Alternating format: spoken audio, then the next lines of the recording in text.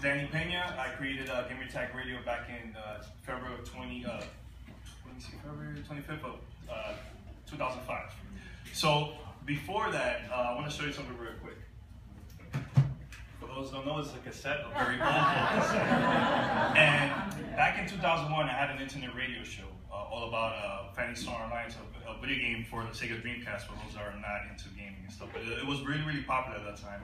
So this was my first episode back in 2001. I recorded it on cassette. Oh, wow. And I converted it to MP3 and I put it on mp3.com.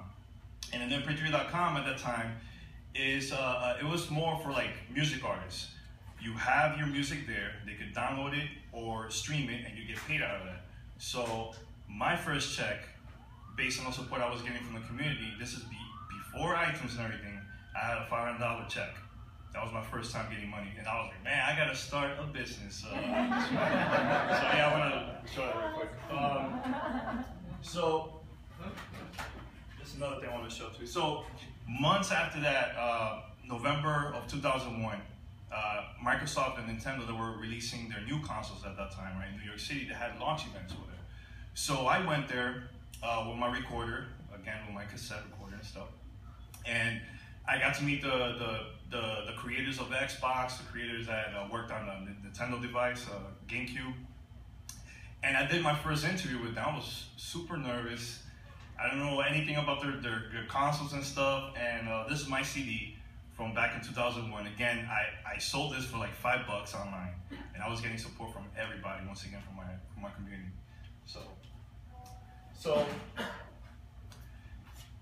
I'm gonna go back real quick. So this is my crew. That's me, Patrick, Pete, and Paris. We've been doing this now for 10 years. My thing is, what I want to talk about is the history about us and why it's so important to stay in touch with the community and not depend so much on iTunes. Look, I love iTunes a lot, but nobody has mentioned anything about Android. Nobody mentioned anything about Windows devices. You know, there's a whole new crowd out there that don't have an iPhone. You know, so you gotta go after them too. All right. So this is my brother. His name also Daniel. I don't know why my father named us, but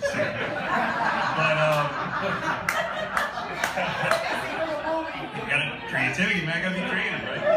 All right. So Reed took this picture. I think it was like 2 o'clock in the morning that day, and I was waiting for my brother because we already planned it out about our show. So he got home from work super late, and I grabbed my computer, built-in mic, and I recorded our show outside. And it was cold, and the reason why we recorded outside was my dad and my stepmother were sleeping. I didn't want to wake them up, so hey, let's record outside. Let's do this. So it was cool. We released this show. And within 24 hours, we had over 500 downloads, and Microsoft contacted us right away. And they loved the content. The things that we focus on is about video games, about roundtable discussions about different topics going on in the industry, and interviews. We do a lot of interviews too with developers, music artists, especially like the hip hop scene. I've been involved with that too. So yeah, we did that, and they interviewed us and they put us on Xbox.com. For like those are really into like the Xbox console. So yeah, that was in just one day. Again, before iTunes, right? iTunes launched June of 2005, around there. So let me go over here. This is the places that we've been featuring on. And the reason why this happened is because two things: our community, the content that we create, and the thing that I did was go to events. Now, this is our first press kit that I made, because what I wanted to do was I wanted to meet these developers, and I want them to know about podcasts. Podcasts was so new that when I mentioned podcasts, they were like, "What is that? I never even heard about that." You know? So what we did was I wasted all my money that week on creating a press kit. This is 10 years old right here. This is our first press kit for us, we created this because we wanted to go to E3 where companies were promoting their products, right? So I passed this out, including with this, with a little CD, and in there, we had our like a couple episodes for them to listen to it, and if they liked it, they could contact us and everything. So it didn't work out that first year. They basically ignored us, never gave us a chance. I was disappointed. You know, I was in LA for the first time and only had like $20 in my pocket. So what we did was, we were just eating dollar menu from McDonald's, you know, across the street. I wasted all my money in the hotel, renting a car and everything, man. So the thing is, I feel like we gotta take a risk, you know, especially like this event coming up, podcast movement. I think it's important for us to go there, you know. I want you guys to learn from other people that have been successful in podcasting, you know. But the thing is, we gotta find the right people to give them the right advice. Because I notice a lot of podcasters are saying, you gotta be a new noteworthy the first 8 weeks. And look, I've been getting a lot of opportunities throughout the years, and I've never depended on that. Never even had an email. I know one of you were giving me advice last year. Hey, Danny, have an email. And I was really thinking about it, like, have an email newsletter on our site. And I felt comfortable with what we have, you know? So I kept on doing with that, with the show. So yeah, based on our interviews that we had with a bunch of other developers and people within the gaming industry, look, we've been at MTV True Life, even though they called us a local radio station, not a podcast. That was very disappointing to me. Forbes, last year we came on Forbes twice. We've been on CNN, MSNBC. We've been on GameSpot, Game Informer for like major video games, magazines and websites too. So, all right, so this is the people that I had, some of them, not so too many. But right here, look, on the top right, that's Quincy Jones' son, QD3. He's been involved with the hip hop community big time, and he was working on a DJ game, kind of similar to like Rock Band and stuff. Never worked out, but at least I had a chance to interview him, and I got to meet Quincy Jones at that event too. Redman had Wyclef. I had even Dawn Wells from Marianne from Gilligan's Island. I had her on the show, and it was pretty random because she just showed up at a gaming event. And she was like, what's going on? So we sat down, and she was actually asking me questions about games. I had to explain to her, and I recorded it. That was pretty cool. Right? And also, for those that don't know, DMC from Rome DMC. Okay. So, and back in 2001, I met Bill Gates, and I met also the creators of Xbox, and they were the one that invited me to the launch party in New York City in Times Square. And the reason why was because they wanted us, well, actually me and a group of, I believe, 20 in total, they wanted us our feedback about the console, and we talked to the media and everything. So, and I had hair at that time too. All right, so this is the thing that I want to talk about. Importantly is community. Community, since day one, I feel like that's more powerful than anything out there. More powerful than money. More powerful than iTunes and everything. So what we did was we got nominated for the Podcast Awards back in 2006, right? And I was like, man, we gotta celebrate. This is something big. It's, you know, my first award. Oh man, this is cool. So what I did was I basically talked to my community and like, hey, let's meet up at my cousin's office, right? And we had in total 50 people that showed up at the event. And there was even people that brought their own TVs. They went to Walmart, purchased a TV, took it to the event. We played for a couple hours, and then we returned it back to Walmart and got the money. Yeah. But that's how loyal they are with us, because the reason is that I've always been involved. I'm always talking to them. I'm always saying thank you. And I feel that if you're a podcaster, beyond talking on the mic, I think it's important to also talk to them directly, email. I think that's very, very important. You know, so right here we had 50 people. All right, this is 2006. 2007, a year later, I was like, all right, forget about the office. Let's get a venue. So what we did was we got a venue, a club called PS14. That's in the downtown area. Doesn't exist anymore. So what we did was, all right, I'm involved with the hip hop community. Let me get music artists to perform at our party, at our anniversary. And I get our gamers, and I get non-gamers that are just curious because their favorite band is playing. So I got them, everybody together, and we also had sponsors on our party. Right here, we had 500 people. So it went from 50 to 500, and I was still engaging with my community big time. Very, very cool event. And we had flyers. We were passing them out too. So this was all word of mouth, all through our podcast, and just them telling their friends and their friends, all right? So this is, I didn't even, yeah, Facebook, and what was it Facebook around that time? I don't even remember. MySpace. Huh? MySpace, oh yeah, I forgot MySpace. All right, so a year after that, we did another party. This time, bigger venue, bigger area in downtown, close to like the Best Side area.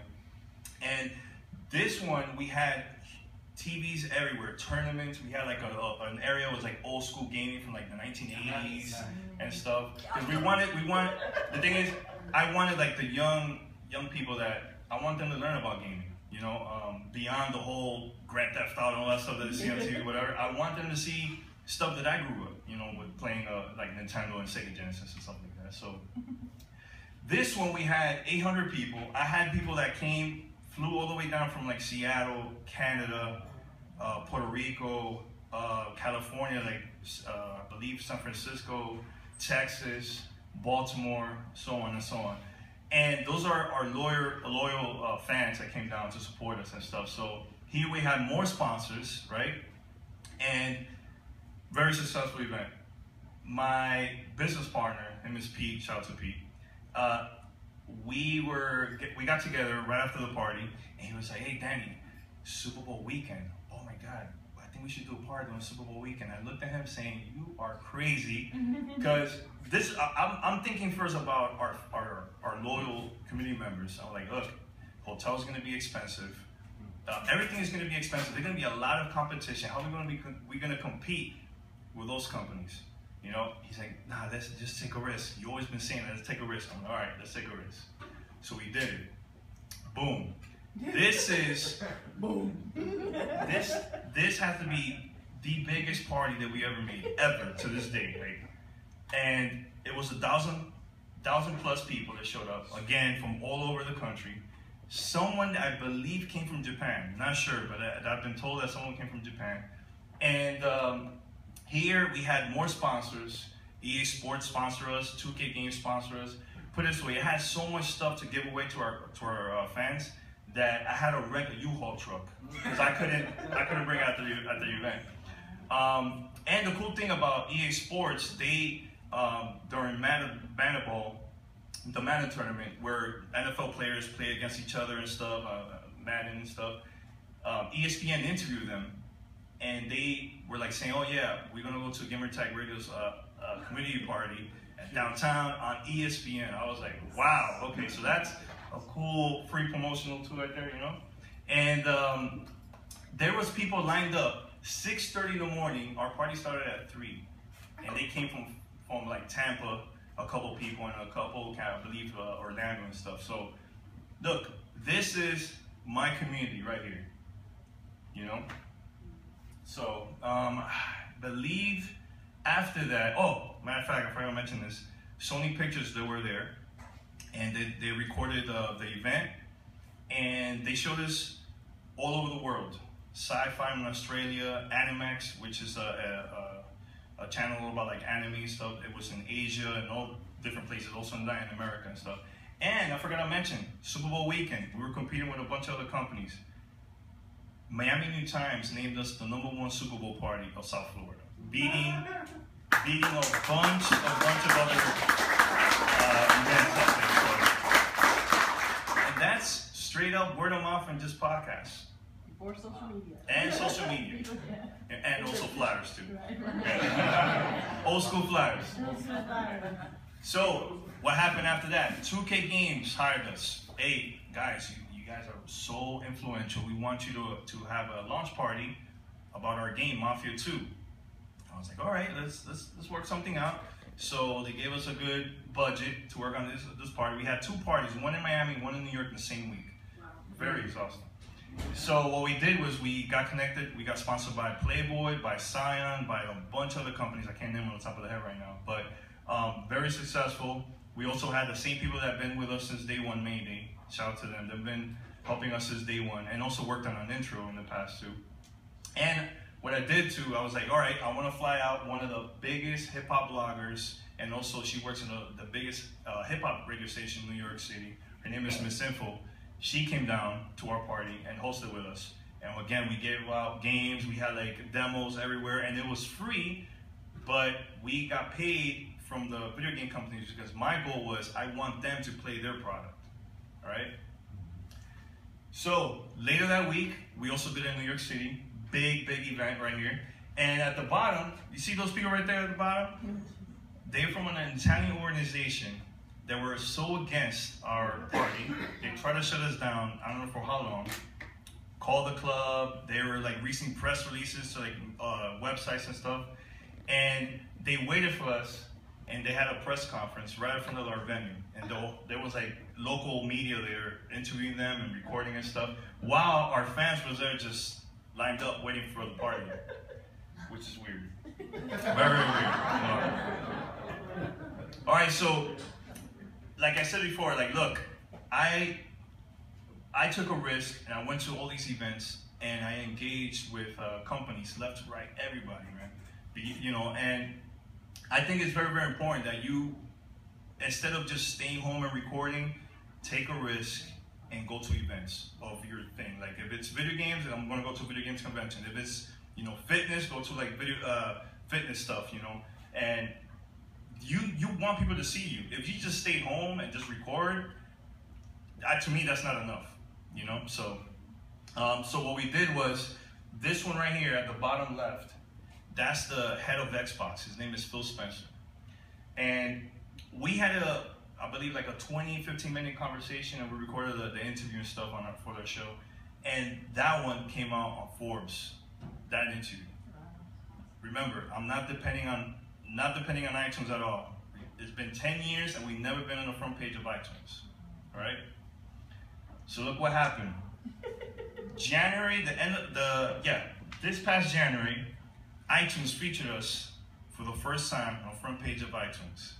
And they put us right next to Siri. Big thing for us. It helped us big time.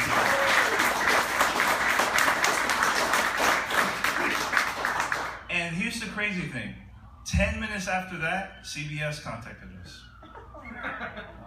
CBS launched their podcast network. It's called Play.it. And we've been talking now for like a month when this happened. But let me rewind a little bit back. They were launching their network at CES Las Vegas. And they were posting us on Twitter, hey, this is our launch party, we have Wyclef and all this stuff. And I went to their website and I noticed they had nothing about gaming. So what I did, joking around, I'm like, they're probably gonna ignore me, whatever. So I hit them up, I'm like, hey, on Twitter, there's no gaming podcast. Like, where's the gaming stuff, man, you know? And he said, oh, you know what, let's stay in touch. Here's my email. Like, we talked for like a good month. I sent them our stats and our content and everything.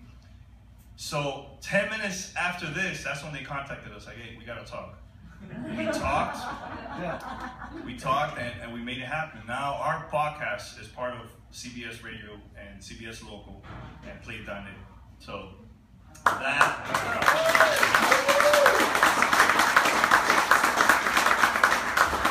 Remember, 10 years, never been in front of iTunes, never been New North, none of that stuff.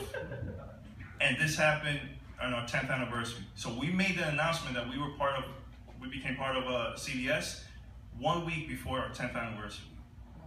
And that is shocking, still to this day, is very, very shocking. But see, I never gave up. I was patient. Like, you know, my thing was going out there and talking to people, talking with our community, support them all the way. So that's a big opportunity right there, man. So yeah, we did a couple of interviews that featured us on the front page of their website. For those that don't know, that's Janina Gaminkar. She worked on a game of, and that's my cousin Lee and Dolores. So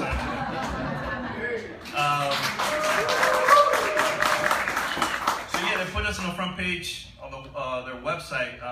She also been on True Blood and a couple other TV shows, The League. I don't know if anybody's seen The League and stuff. I believe on Fox. Yeah, she's really, really cool. They put us there. Oh, I have to mention this one before I go to the next slide. The companies that we met throughout the years, they trust us so much. So what they do is, they're coming out with a game. It's coming out, let's say in November.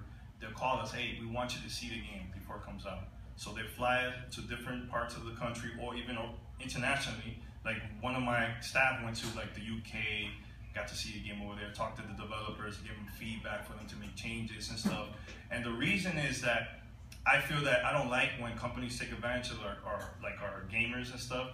So I try my best to get as much feedback to them to see if they're gonna make some changes, and we talk about that on our show.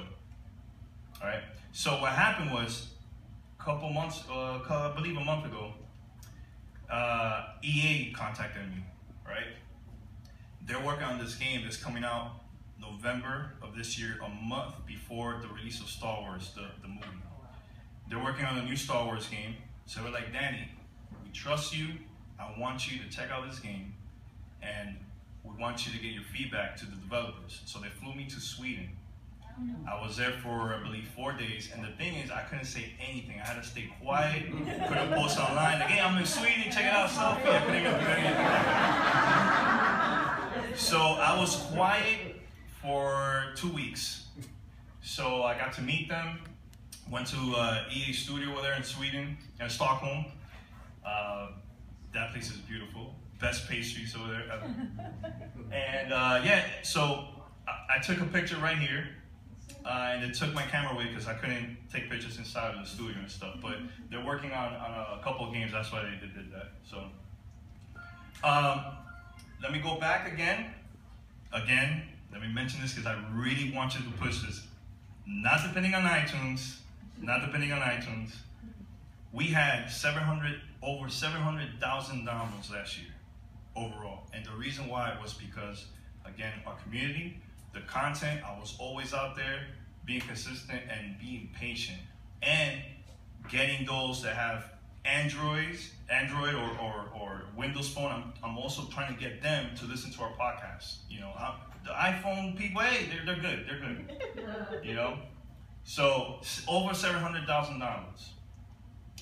And recently, a couple of days ago, Marion Herald.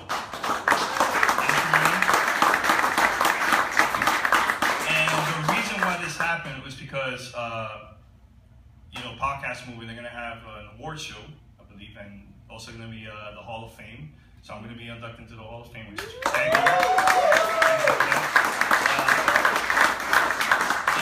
here's the thing. How many of you are like new podcasters? Okay, new. I want you to be better than me. Be better than me. Be better than Jared and everybody else, because the more we contribute in this industry and we make this even bigger, it's gonna help us all. So when the doors open for one person, the door's gonna open for the next person too. You know, instead of competition and all this online drama, I'm not into that at all. I don't compete with other podcasters. I compete with myself. Yeah. When I went to Sweden, I was the only podcaster there. And there was a bunch of YouTubers and a bunch of live streamers. That's it. I'm doing my best for my community to get our name out there on the podcasting scene. So I'm trying my best to hey, have gaming on top of iTunes and stuff, you know? Because when you go to YouTube, gaming is the #1 category, you know? So I'm trying my best to make that happen. So yeah, print version is coming out tomorrow, so you want to buy it, support it. And yeah, look, this is the message this is my favorite part of the interview right here. I've always been passionate with my video game stuff and our podcast, you know, since 2001, before Gamertag Radio. And I had a vision, like I knew something was gonna come up. I knew it. I don't know how long it was gonna take, but it happened. You know, now we got more sponsors than ever. Our recent episode, we had 4 sponsors in 1 episode. I have sponsors that were good for the year, and there's a lot of bigger opportunities coming up for us later this year. So, you know, don't give up. Just keep on doing your thing, and good luck to everybody. You know?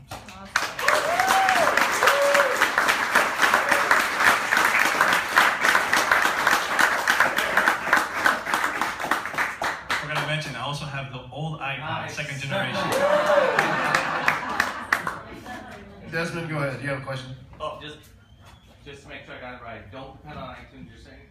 Right. No, I love iTunes. Don't get me wrong, I love iTunes, but here's the thing. Don't put your energy 100% just on to be on the front page. I never been focused on that. I've been focusing more on getting new listeners. So what I did was, when that's like a major game release, there's a bunch of gamers at a store lined up, waiting in line. Yeah. You know, so I'll bring my recorder, I interview them, get them hyped. Oh, by the way, I have a podcast. Here's my flyer. Check it out. That's how I was promoting it. So that's where my question leads in. How do you promote it to somebody who's on Android? There's so many different platforms for podcasting. Downloads, and I know There's Stitcher. Right. That's usually what I Yeah, Stitcher. There's Pocket Cast. There's TuneIn Radio.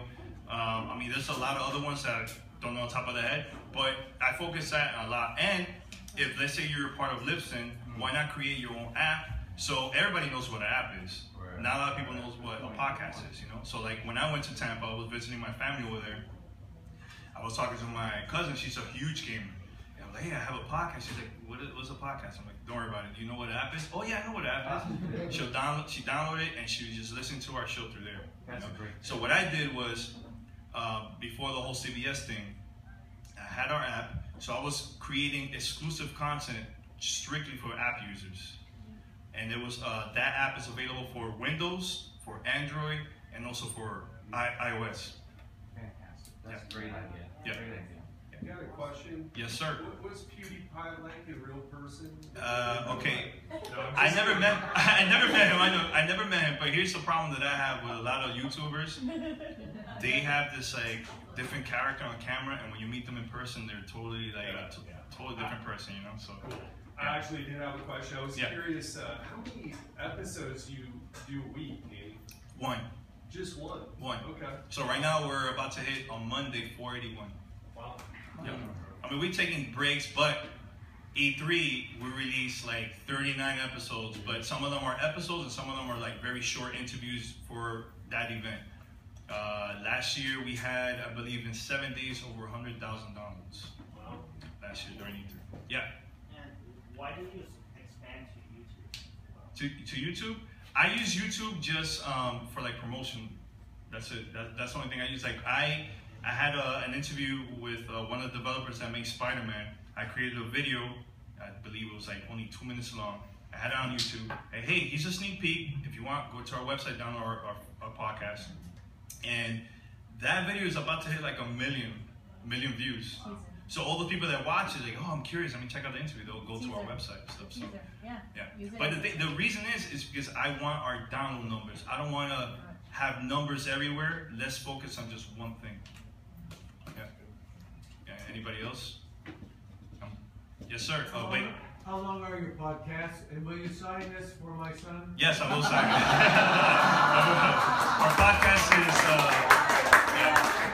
Our podcast is an hour long. Sometimes maybe 30 minutes. An hour. It doesn't matter. What matters is entertaining, the content. You know, like us, we have different opinions, so it creates debates. And it's very, very entertaining, you know. So sometimes we take it like way too deep with that, but it's fun. It's fun. Next. Was the Star Wars game any good? Yeah, it was good. Really, really good. I got goosebumps, man, watching that. What it did was they showed us the gameplay video, which they're gonna show it in June now, and they showed us also like the first trailer before it premiered. They premiered it a week after that, and believe in California. So we got to see that 20 people outside of EA in the world, we got to see it for the first time. You know, so anybody else? How many hours a week do you spend gaming at this point? It's been decreasing, I'm not gonna lie, but I'm pretty good with the whole balance thing because, you know, I want to spend time with my girl, you know, with my family. I work 9 to 5. But those who don't know, I work at Discovery Channel Latin America in Miami. So it could get a little stressful. But the good thing, when I'm stressed from work and I get home, playing games helps me like release that stress. You know?